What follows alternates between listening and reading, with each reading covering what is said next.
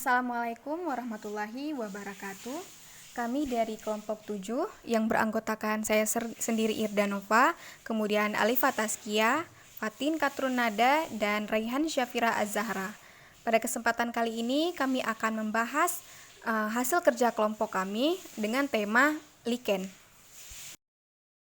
Ini materi yang akan kami bahas pada tema lichen ini yang pertama yaitu pengertian lichen, kemudian karakteristik dari lichen, habitat atau tempat tinggal lichen, cara lichen bereproduksi, klasifikasi, faktor pertumbuhan, serta peran lichen bagi kehidupan.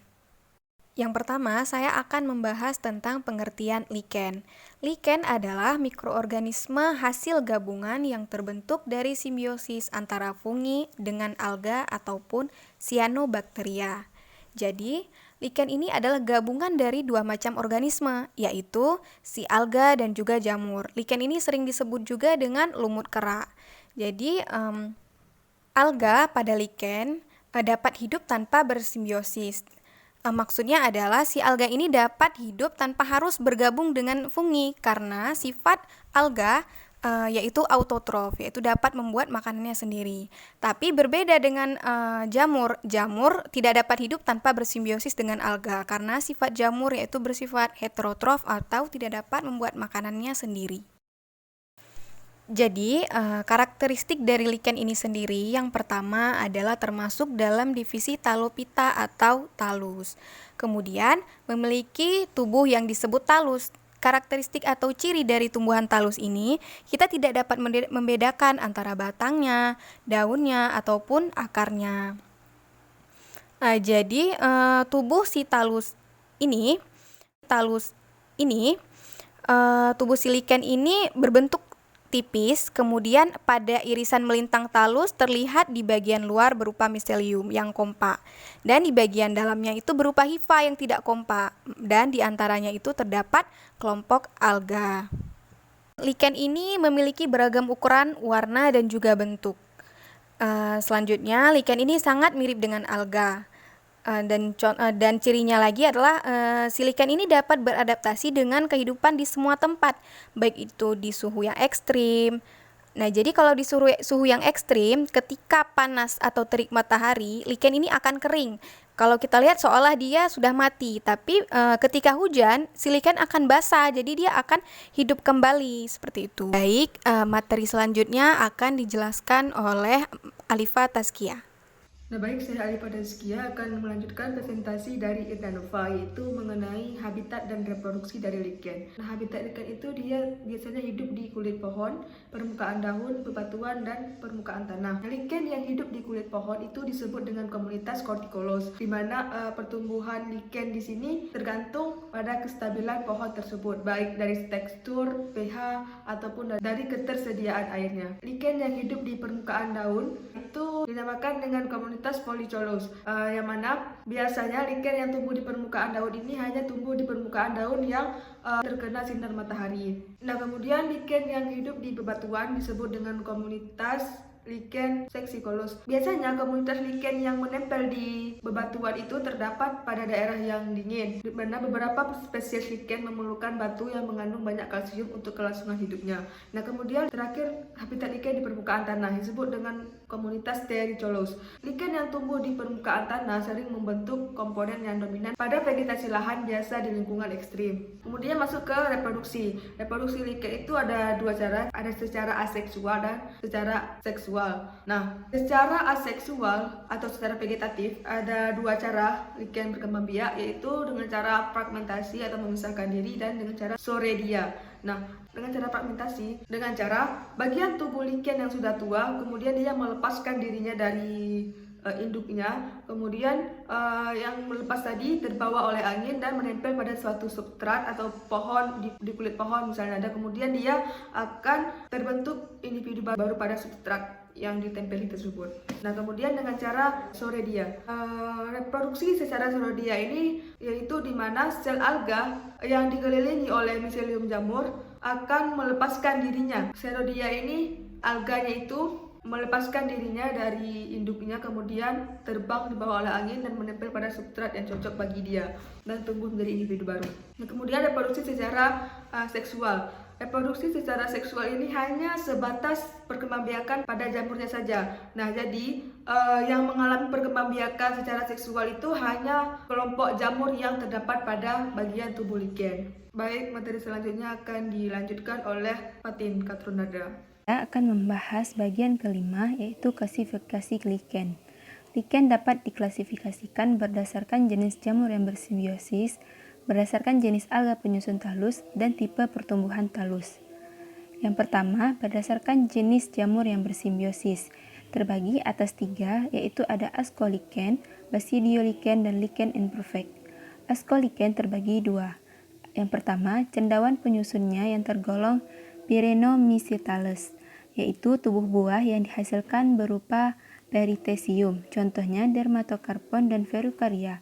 Yang kedua, cendawan penyusunnya tergolong Discomycetes, yaitu bentuk tubuh buah yang berupa apothecium yang berumur panjang, contohnya Usnea dan Parmelia. Kemudian yang kedua ada Bascolichens, yaitu yang berasal dari jamur Basidiolichens dan alga Mycophyceae. Yang ketiga ada lichen imperfect, yaitu fungi dari kelas Deuteromycetes, contohnya pada Schistocoles, Lepraria, Leprocanlon, dan Normandian.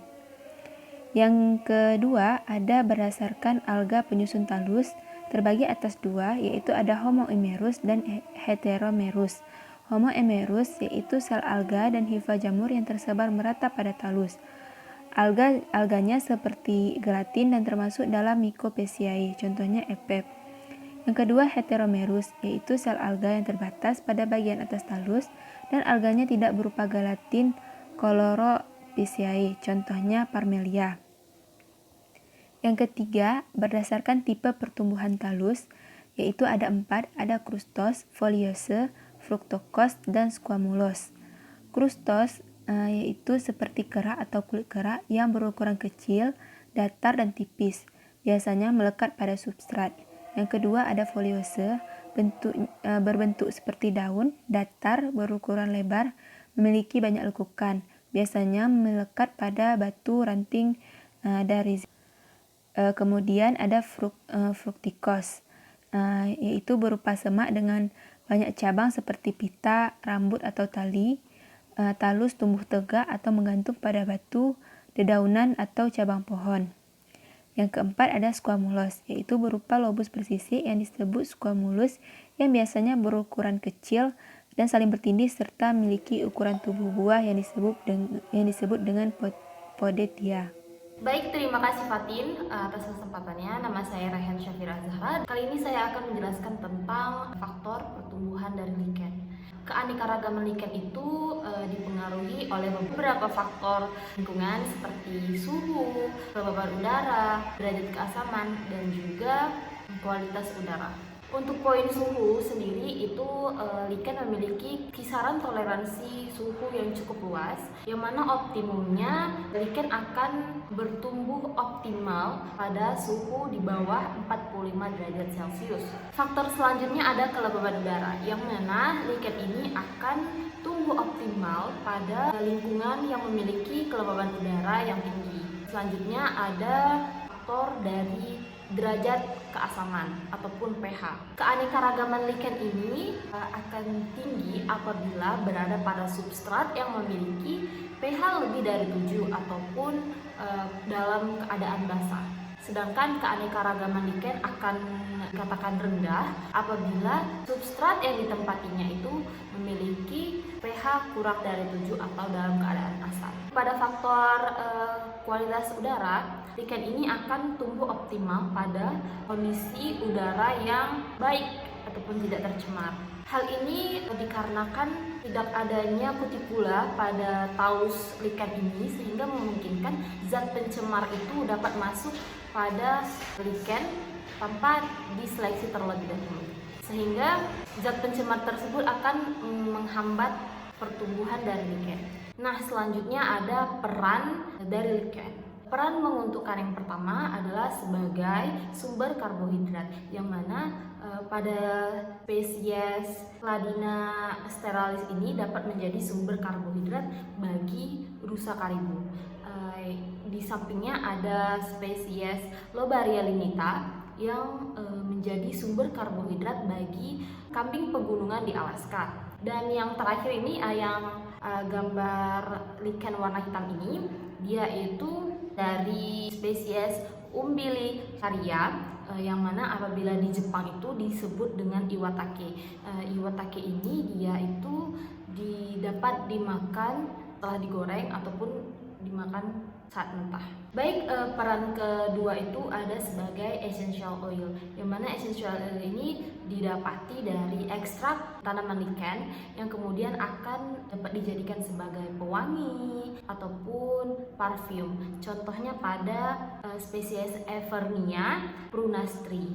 Selain itu, lichen ini dapat menjadi obat-obatan, yang mana contoh pada spesies Usnea ini dapat dijadikan sebagai antibakteri, anti fungi, dan juga anti kanker. Nah, menariknya lichen ini digunakan sebagai pewarna tekstil di Amerika, yang mana spesiesnya itu Parmelia sulcata. Parmelia sulcata ini dia sangat umum dijadikan pewarna dari wool. Dan juga terdapat beberapa lichen lainnya yang ada tertera di slide ya, seperti Parmotrema, ada Umbilicaria, dan juga Usnea itu juga bisa menjadi warna tekstil. Selanjutnya, lichen dapat menjadi bioindikator pencemaran lingkungan.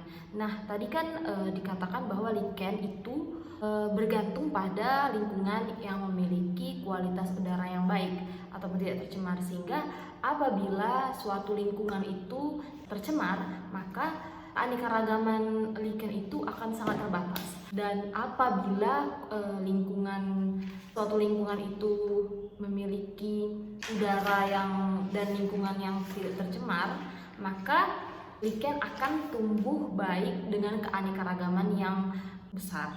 Berlanjut kepada peran merugikan dari lichen. Lichen ini dapat merugikan, yakni dapat merusak bebatuan, yang mana lichen ini dapat dikatakan sebagai tumbuhan perintis. Dia akan tumbuh pada substrat seperti batu, kemudian akan mengeluarkan enzim sehingga dapat mengikis bebatuan hingga merusak bebatuan tersebut. Yang kedua ada mengandung racun.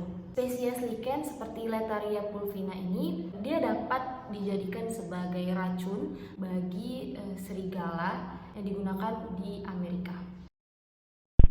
Terima kasih. Sekian presentasi dari kami. Mohon maaf apabila ada kekurangan. Kami akhiri. Wassalamualaikum warahmatullahi wabarakatuh.